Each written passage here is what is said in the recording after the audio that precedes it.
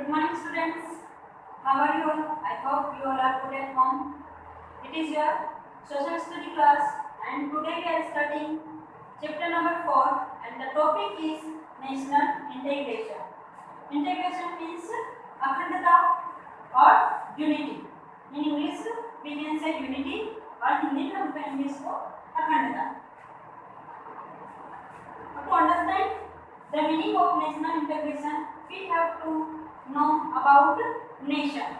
Nation is neither a state nor a caste. Nation न तो कोई सिनोनिम्स है स्टेट का और न ही कोई जाति विशेष है. Nation represents the collective political, cultural and geographical feeling of people resident in a certain portion of land.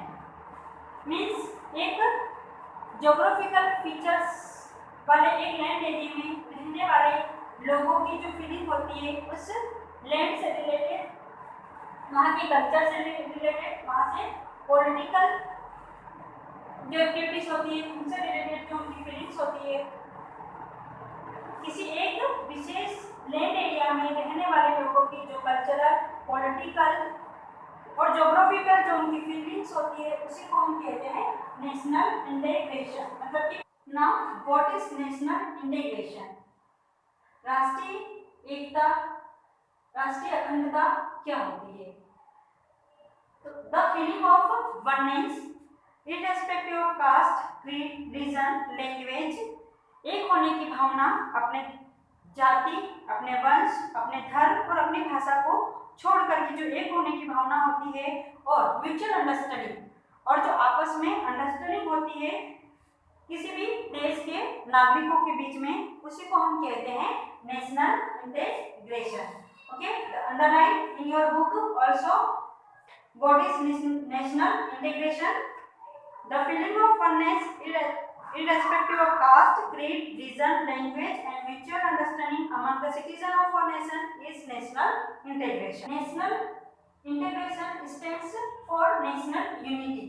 जो नेशनल इंटीग्रेशन है, जो भारतीय अखंडता है, वो हमारी देश की एकता को शो करती है. And it is the duty of every citizen to oppose the forces and feeling which weaken the integration and unity of the nation. And हमारे देश के हर एक नागरिक की यह ड्यूटी है, यह कर्तव्य बनता है कि वह उन सब चीज़ों का विरोध करे जो कि हमारे देश की एकता को कमजोर करती है और हमारे देश की एकता को तोड़ती है. Next point is historical background. National integration was never a problem in ancient India. People belonging to different countries and regions came to India in the past. Most of them choose India as their home. हमारे country में कभी भी national integration का कोई भी समस्या नहीं रही है. पहले के समय में अलग अलग एरिया से, अलग अलग different parts of the countries में अलग अलग भागों से यहाँ पर हमारे इंडिया में लोग आते थे और they became the part of our country. वो यहाँ पर आकर के जब बस गए तो वो भी हमारी कंट्री का एक हिस्सा बन गए. When they brought their culture, their language in our country, जब वो अपने साथ में उनकी खुद की कल्चर और उनकी लैंग्वेज को हमारी कंट्री में लेकर के आए, the richness of our country's culture improve. तो इससे हमारी कंट्री का जो कल्चर है वो और ज़्यादा इम्प्रूव हो गया और ज़्यादा बढ़ गया. It was a natural tendency of people to travel to Badrinath, Jagannath Puri, Rameshwaram and Dwarka for pilgrimage. This encouraged people from all walks of life to travel from one place to another. This traveling played an important role in strengthening national unity. तो पहले के समय में लोग जब किसी एक जगह पर रहते हुए जब वो एक चारों धाम की यात्रा करते थे, बद्रीनाथ, जगन्नाथ पुरी, रामेश्वरम, द्वारका, जबकि ये चारों अलग अलग चारों डायरेक्शंस में हैं, तो ऐसा तो नहीं है ना कि वो जब उस समय यात्रा करते थे तो ये कि उस डायरेक्शन में जाएंगे तो हमको हमारा कल्चर नहीं मिलेगा, या फिर वहाँ के लोग हमारे कंट्री के लोग नहीं है, ये सोच करके नहीं जाते थे. तो फिर भी जब लोग एक जगह से दूसरी जगह पर जब यात्रा करने के लिए जाते थे तो वो वहाँ से बहुत कुछ नया देख करके और सीख करके आते थे, और उस चीज़ को वो अपनी जगह पर आकर के कुछ चीज़ों को फॉलो भी करते थे और एक दूसरे को उन बातों को शेयर भी करते थे। इसी तरह से हमारे यहाँ पर 4 जगह पर जब कुंभ होते हैं, महाकुंभ का जो मेला लगता है, उसमें भी अलग अलग जगह से लोग इकट्ठे होते हैं। तब भी यह नहीं सोचा जाता है कि इन कंट्री के कौन से पार्ट में ये मेला लग रहा है और वहाँ पर हमको जाना चाहिए या नहीं जाना चाहिए। तो ये सारी चीज़ें हमारे नेशनल यूनिटी को शो करती है। Next point is the concept of national integration. There are 2 types of national integration. National भारतीय अखंडता भी 2 तरह की होती है। One is that which is based on unity, common language, mode of living, rights and ritual, religion and common mode of worship। एक वह जिसमें कि सारे उस कंट्री में रहने वाले, उस नेशन में रहने वाले सभी लोगों की same language, same caste, mode of living भी सेम होगा, उनके कल्चर है वो भी सेम होगा, धर्म भी सेम होगा और उनका मोड ऑफ वर्शिप, पूजा करने का तरीका भी एक जैसा होगा। And the other type of national integration is unity in diversity। unity in diversity में क्या होगा कि the language, mode of living, rights, rituals, religion, customs will be different। ये सारी चीजें, धर्म, जाति, भाषाएं, उनके रहने का तरीका, वर्शिप करने का तरीका, ये सब अलग अलग होंगे, लेकिन but their outlook on national security is the same। लेकिन उनका have the feeling of national security is the same। लेकिन जो लोगों के मन में जो अपने देश को लेकर के, अपने देश की सुरक्षा को लेकर के जो भावना होती है वो एक जैसी होती है। It is the another kind of national integration.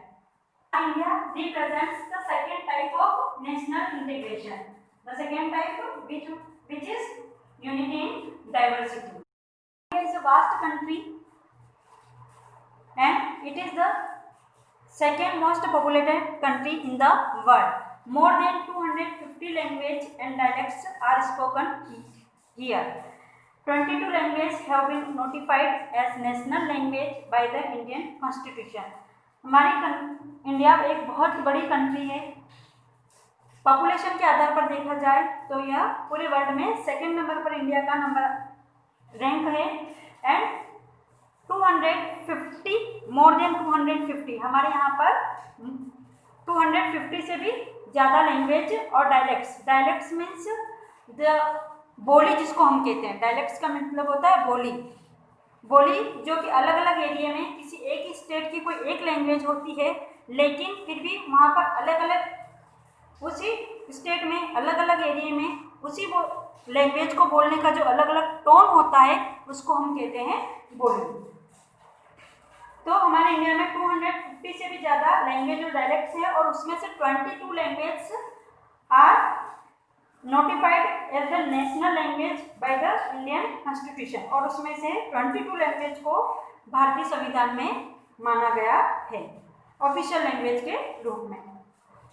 Next point is promotional forces. Promotional forces means सहायक।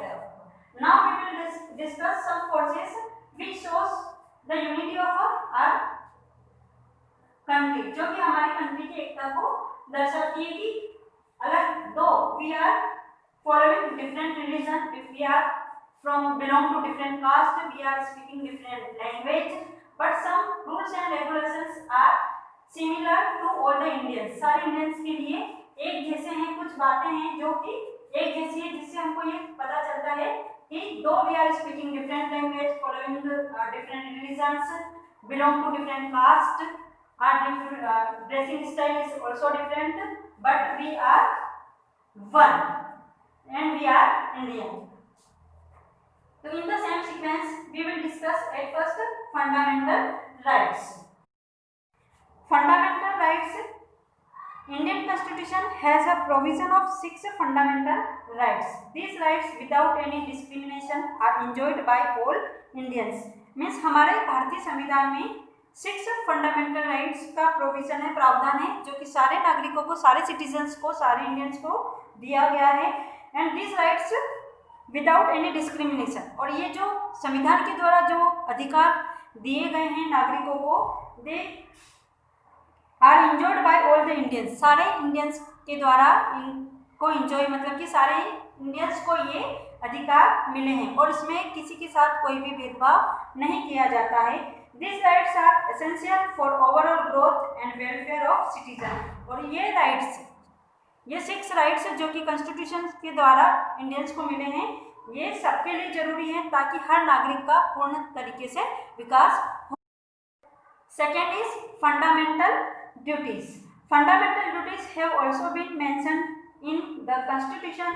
It is the duty of all citizens of India to respect the principles and ideals of the Constitution.